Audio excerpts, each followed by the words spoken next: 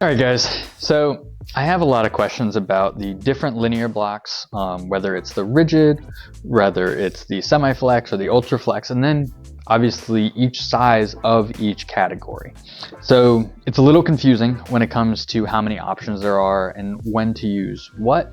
So I wanted to make a video and basically talk about each one, the strengths of each one, when to use each one, what type of project each one is for, what type of panel each one is for, why certain blocks flex more than others given the size, and just kind of go over that. So obviously on my desk in front of me, I only have one rigid because all of them are going to be the exact same. They're all going to be rigid, rock hard. As much as you press down, they're not going to flex. So they're really only for perfectly flat panels. Or if you're trying to have something to block real fast, just to do the initial block on body filler, I use my my rigid for that. I block it real fast while the filler's still a little bit soft, just to cut the edge and then let it fully cure, and then I come back and use my other blocks. But that's really all I use it for, other than, like, you know, really flat roofs or really flat hoods and like that kind of stuff.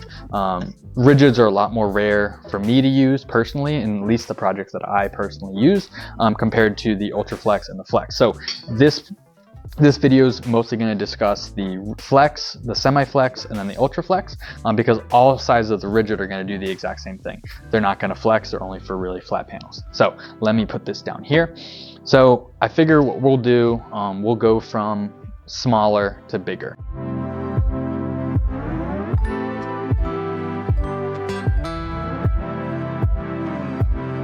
We'll start with the Ultraflex because the Ultraflex tends to get the most questions, because you see our videos or our ads or people using them and they're fully bananaing around a really big bubbly fender. The smaller blocks obviously aren't going to do that. You don't have the length to have that amount of flex, right? Compared to the rigid or the semi-flex, obviously the Ultraflex is going to flex the most, but you're not going to get that bananaing because it can only flex so much with the amount of you know, force you can generate, right? Obviously, just like how if you're golfing, the longer the club, like a driver, the farther it can go, right? It's going to be the same idea as with a block. The more distance you have, the more pressure you can put. That's just how physics work. So compared to the semi-flex, which has less cuts and less rings in it, compared to the semi-flex, you know, this is as much as I can possibly flex it, which is just a little bit, right? It's a little bit more than the rigid, but not as much as the Ultra. So, you know, maybe a few degrees of curvature, and that's me pressing really hard. And then the semi-flex, you can see it does about double the amount of the semi-flex, which is by design. That being said, these small blocks are not going to really bend because obviously they're short, right? Now let's move up to the 12-inch, which as you go up the length, the more they're going to flex, whether they're semi-flex or ultra. So the 12-inch, which is this, right? So it has more slits because obviously it's longer. And then you also have 4 extra inches of down pressure. So when you have the 12, it bends quite a bit. That's the Ultraflex, and then this is going to be the Semi-Flex, which will be significantly less. You can see it bends maybe half, maybe even a third of what the Ultraflex does, and that's by nature, right? It's a Semi-Flex.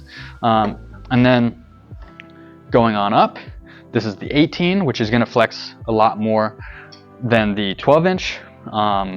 Obviously, you have an extra 6 inches of downward pressure, and then obviously more slits in it because you have more length. So this one, you'll start getting that banana effect, right? Which the semi-flex will just be slightly more than the rigid and about half or even a third of the ultra.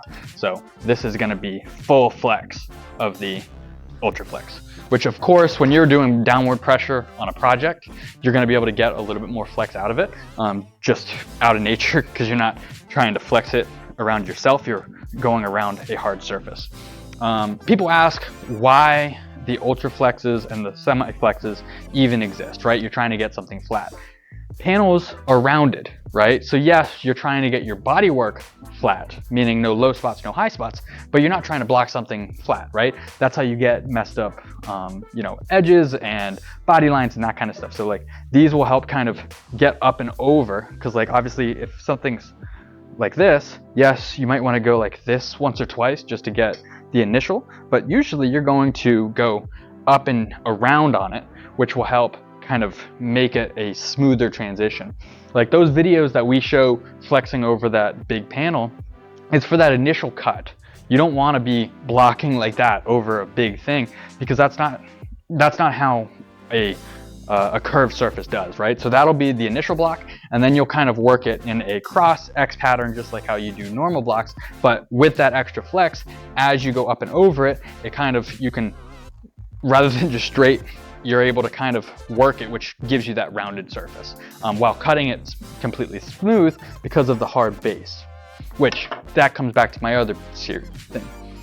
This doesn't, the 8-inch doesn't flex as much because it still has that same hardness and not enough leverage to bend it, right? You'll bend it a little more than the rigid, quite a bit less than the Ultraflex. Ultraflex of an 8-inch compared to a 32-inch is going to be significantly different. So just keep that in mind. But let's keep going. We're going to go to the 24-inch here now. So this is going to be the 24-inch Ultraflex, which obviously is going to be significantly more than the 18 because you have 6 inches more lengthwise and a lot more rings. So the rings is what provides the bend, and you can see even with just a little bit of pressure, I'm able to get the 32-inch to bend. Like when I really bend it, you're able to get that real banana effect, right? And that's, you know, that's with the 24-inch. So imagine with a 32 or the Banff, etc. So if you really want to be able to really bend it, 24-inch is going to be your minimum. 18-inch is starting to get there, but again, you know, you're only able to get as much bendability depending on the length. So now let's talk about the 24. This is going to be the semi-flex.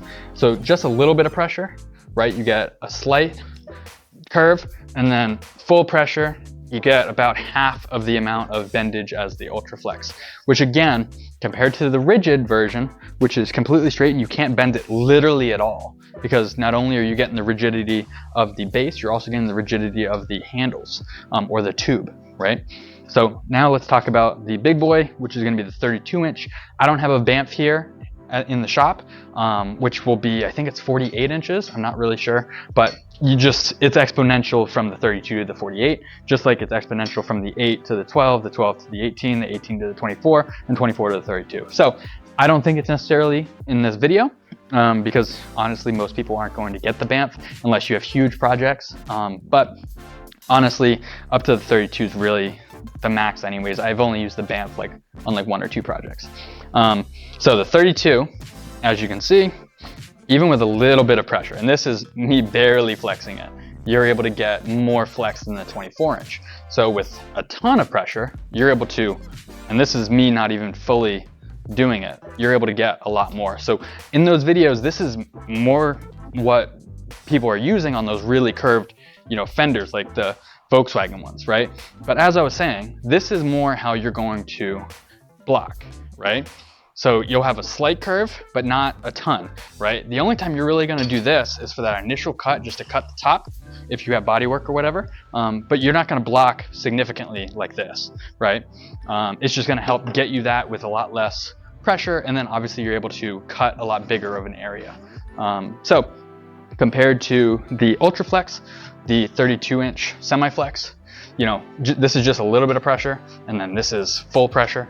You're able to do probably about half the amount of the Ultraflex, and you know, that's kind of the idea, right? It's kind of like a mid in between the rigid and the Ultraflex. So hopefully that clears up the differences and why Ultraflex isn't universal against everything, because obviously the length of the pressure when it comes to, you know, physics, that's really the only main difference between all of them. They all have the slits that are closer, and compared to the other blocks in the set of those sizes, they flex a lot more. So they're the Ultraflex amount of an 8-inch, right? But that doesn't mean it flexes the same amount as, you know, a 32-inch. Hopefully that helps. Drop a comment if this is helpful, or if you have any other questions. Me and my team like to go through comments and answer. If you want to grab a set, the link is in the description. We have sets ranging from, obviously having mixed sizes with different Ultraflex, Semiflex rigids, as well as if you want to get just the 8-inch set, which comes with all three. If you want to just buy a single block, or ideally, best way to start is going to be with our starter set, which then can be finished later on if you want to get more. But the starter set is usually good for most people. We're going to make some more videos on these linear blocks, using them, caring for them, as well as all of the other kits that they offer, like the squares, the tubes, that kind of stuff. But anyways, make sure you subscribe, leave us a comment, and check out the blocks. I really appreciate you guys.